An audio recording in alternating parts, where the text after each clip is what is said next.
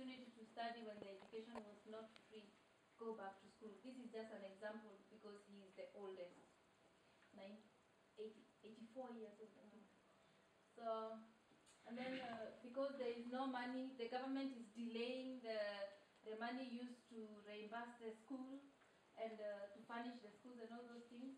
So you'll find many of the schools looking like this. So mostly the donors, for example, you know, what is Plan International here in Denmark, right?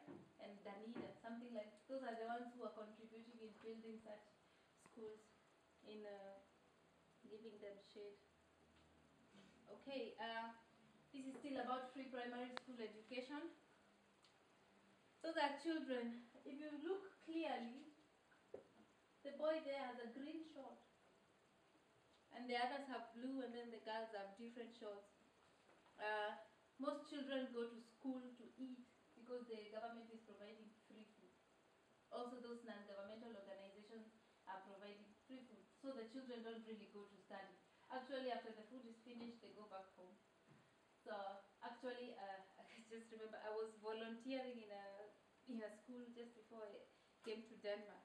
And then I noticed that there were children in, most of the uniforms in Kenya just look like that, but the shorts were blue, but then the other children had brown shorts, like 5, and then brown and white checked dresses for the girls. And I asked the teacher who was there, who are these and how come they look different? Oh, they are children from the neighboring school. There is no food there today, so they come here. Wow. So it's not really about studying there.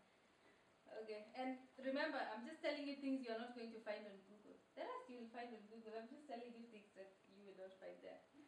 Okay, so this is advantages of the Kenyan education system. Competition. Seeking further education abroad. So what I try to explain here is that if you go through that system and you are into university, that means, okay, what I think about it is that someone is extremely intelligent. Because if you do this rote learning in primary school, and then by secondary school you are able to coordinate and listen to the language, and then you are able to express yourself and pass and go to university, then it's really, the people who go to university are really competitive. And then with all this tribalism, you cannot find a job there, so you have to go and seek international experience and go back to the country to maybe get a different social class or just get a nice job or contribute to the development, something like that. So that is the explanation of the first point. Entrepreneurship from dropouts. People drop out at all levels. But in universities, it's really hard to drop out, especially if you get the loan. You can be there as long as you want. I remember there's some people when I was in university, they had been there for 5 years. And then so that was the 6th year, and they were supposed to be there for only 4 years. So they just continue. You can go and call off the semester, then go out again for 2 years, come back, continue. So as long as you're paying the money, they don't care. But education in university, it's different from the one. I focus on the primary school because that is where the most challenges are faced. In university, there is no problem there because those are, let me call it, the brightest minds make it to universities. Then the others who drop out, they start businesses, so they are the ones, I don't know, most of the educated people get employed. It's really few. A considerable number of them, not a considerable number, a few of them start businesses, but most of the businesses and entrepreneurship, there's something, if you see on the internet, there's something called Juakali. Let me just write this. Juakali, that means hot sun. So they create they are artisans. They make, like for example, if they see a microwave, they try to copy how a man-made, not really man-made, like a, I don't know how to explain that.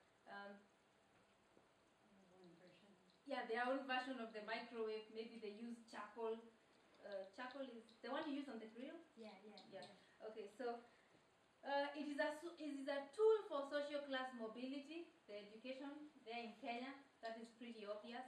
if you pass your exams, then you have a chance to go to move yourself and your family to a higher level, a higher social class level. I can remember my parents told me that they never wore shoes. They never had shoes. I think so. But then they say that they have to make sure that their children study hard so that they don't suffer like they did.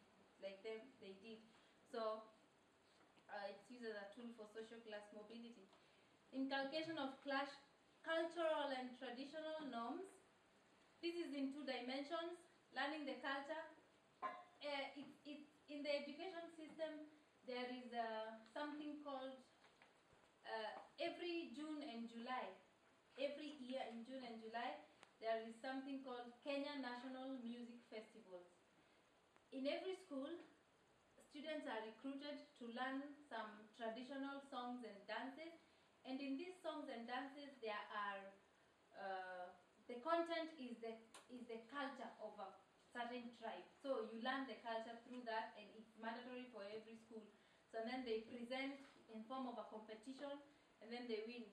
And then traditional and cultural norms. This is how it applies in this part is the educated person's dowry. Dowry, the money one pays. In Africa, it's really common. The whole of Africa, actually, not only Kenya. One has to pay. If you want to marry somebody, you have to pay money to the father of the child, of the girl. And in the olden days, it was done in terms of cows and goats, but now it will be inconvenient to bring cows and goats, so someone brings it in terms of money.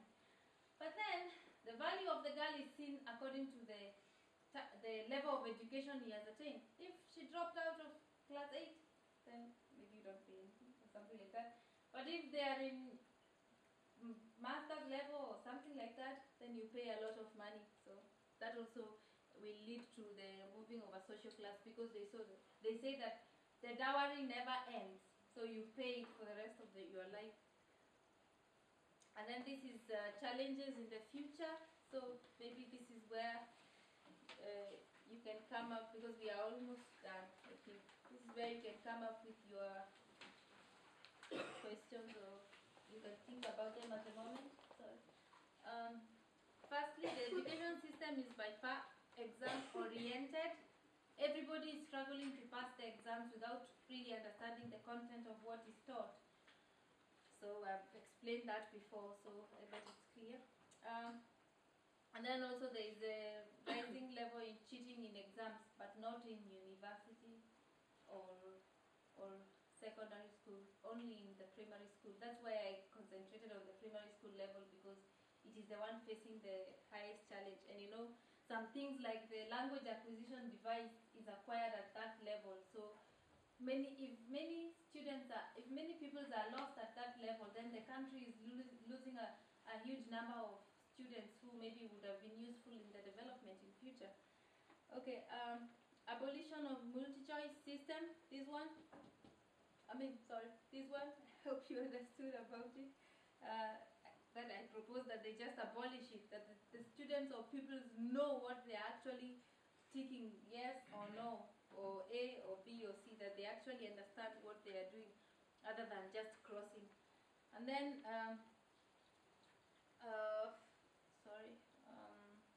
the girl-child education. So this is a huge challenge, because everybody has been advocating for the girls.